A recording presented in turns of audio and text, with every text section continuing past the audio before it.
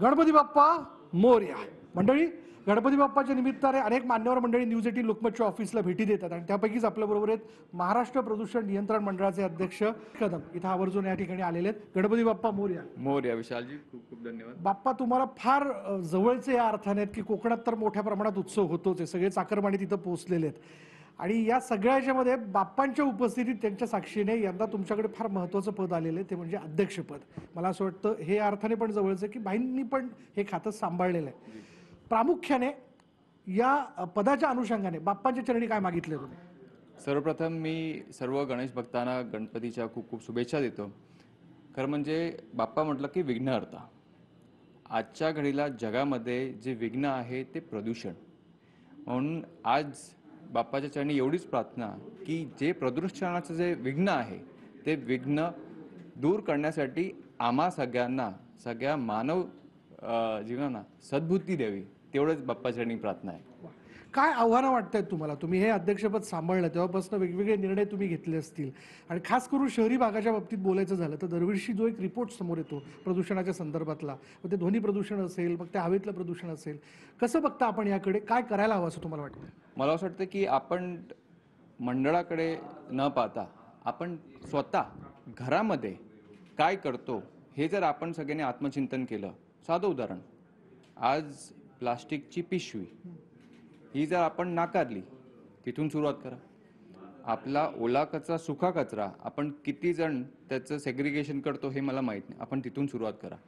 आणि त्या अनुषंगाने जे आपण आपली लहान मुलं आहेत, मला असं वाटतं की लहान मुलांना आज जास्त काढून सुटलंय की काय करायचं आणि काय नाही करायचं. आणि आज लहान मुलं पालकांना शिकवतात की आता माझी मुलगी 4 वर्षाची आहे, ती कधी मला सांगते की daddy this is not allowed.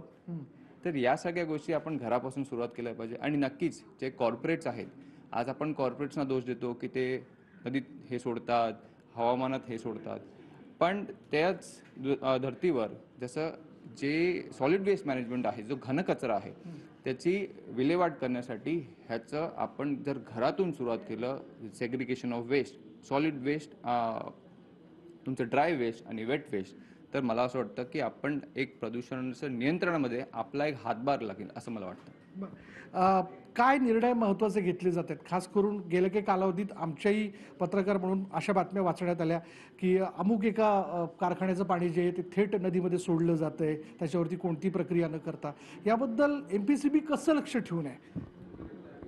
खरं म्हणजे जेव्हापासून कारभार सांभाळला आहे, मी सगळ्या कारखानदारांना एवढंच सूचना करतो की पाणी तुम्ही सोडलंच नाही पाहिजे.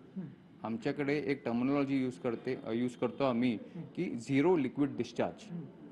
म्हणजे तुम्ही लिक्विड कुठलंही डिस्चार्ज करायचंच नाही. लिक्विड 100% रिसायकल करा.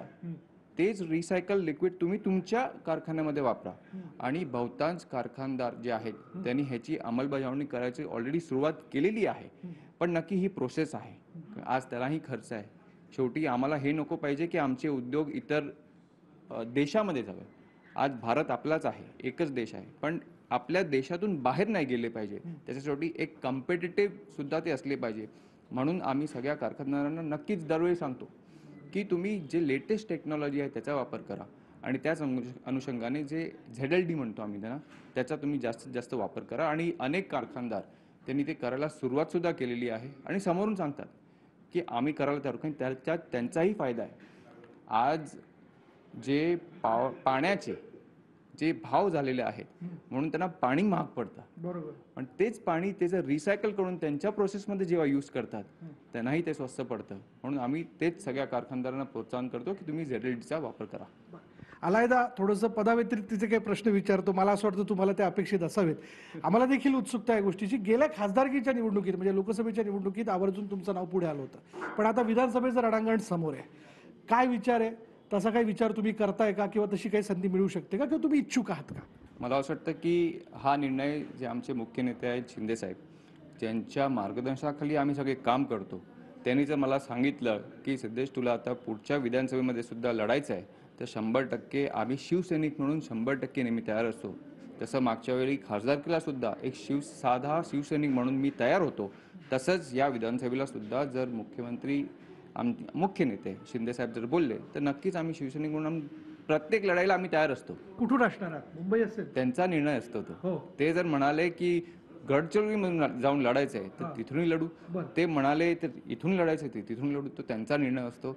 एक साधा शिवसैनिक म्हणून आम्ही कधीही त्यांच्याकडे कुठलीही अपेक्षा केली नाही आहे. आमचं काम पाहून, आमचं कर्तव्य पाहून आणि एक युवा म्हणून हे आजची जी भारताची जे मतदार आहेत, हे मेजॉरिटी मतदार हे 35 ते 40 वयोगटातले आहेत. तो ठरवतो की येणारा खासदार कोण असेल, येणारा आमदार कोण असेल, येणारा नगरसेवक कोण असेल. आणि जे विजन, त्यांचं विजन आणि आमचं युवांचं विजन जेव्हा एकत्र येऊन जेव्हा आम्ही महाराष्ट्राचं विजन ठरवतो, तर त्या अनुषंगाने शिंदेसाहेब ठरवतील की पण तुम्ही इच्छुक आहात? इच्छुक नाही. आम्ही शिवसैनिक म्हणून पक्षासाठी काम करतो. तुम्ही तयार आहात? तयार आहोत. आम्ही 365 डेज आम्ही लढाईसाठी तयार असतो. सांगितलं लढायचंय, लढणार तुम्ही? 100%. आमच्या नेत्याचा जो निर्णय असतो तो अंतिम असतो. ते जर बोलले लढायचं तर लढायचं. थोडं घरात डोकं होतं तुमच्या. सध्या भाऊबंदकीची लढाई राजकारणात ही काही नवीन नाही आहे, पण आता तुमच्याच भावांचे सुपुत्र जे आहेत, म्हणजे तुमच्या काकांचे सुपुत्र, ते तुमच्या विरोधात प्रचार करण्याचा विचार करतात किंवा तशी एकूण चर्चा देखील सुरू झालेली आहे. काय म्हणजे याकडे कसं बघता आपण? याचा काही तुम्हाला फटका बसू शकतो किंवा बंधूंना फटका बसू शकतो असं तुम्हाला वाटतं का? प्रचाराचं बिगुल अजून वाजलेलं नाही आहे. ते पुढच्या निवडणुकीमध्ये प्रचार कोणाच्या बाजूने करतील ते आपण पाहूया. अशा म्हणजे काही चित्र बदलू शकतं असं तुम्हाला वाटतं? राजकारण एका रात्री सुद्धा बदलू शकतं, हे आपण पाहिलेलं आहे. बरं. आणि अजून निवडणुकीचं बिगुल वाजलं नाही आहे. जेव्हा निवडणुकीचं बिगुल वाजतं तेव्हा कोण कुठे असतं, कोण रात्री कोणाला भेटतं, सकाळी कोणाला भेटतं, हे आपल्याला काही सांगता येत नाही. आणि शेवटी अजूनपर्यंत तरी आम्ही राजकारण आणि घरातले संबंध हे कधीही वेगळे ठेवलेत, कधी एकत्र आणले नाही आहेत. जरी आमचे राजकीय मतभेद असतील, पण घरामध्ये अजूनही आम्ही सगळे एकत्र वावरतो. आपणही पाहिले असेल, गणपतीचे सण असतील, होळीचे सण असतील, आम्ही ते कधी त्याच्यामध्ये भेदभाव केलेला नाही आहे. तर अशी, आणि आम्ही युवा पिढी आहोत, आम्हाला फार लांब जायचं आहे.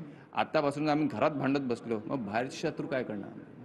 तेच आमचं सगळ्यांनाच म्हणणं असतं की आपण घरामध्ये एक कुटुंब, राजकीय विचार वेगळे असू शकतात, पण त्या आम्ही घरामध्ये कधीच आणत नाही. धन्यवाद आमच्याशी बोलण्याबद्दल. तुमच्या अध्यक्षपदाच्या कारकिर्दी करता आणि शिवाय राजकीय वाटचाली करता खूप खूप शुभेच्छा. गणपती बाप्पा मोरया. मोरया. धन्यवाद.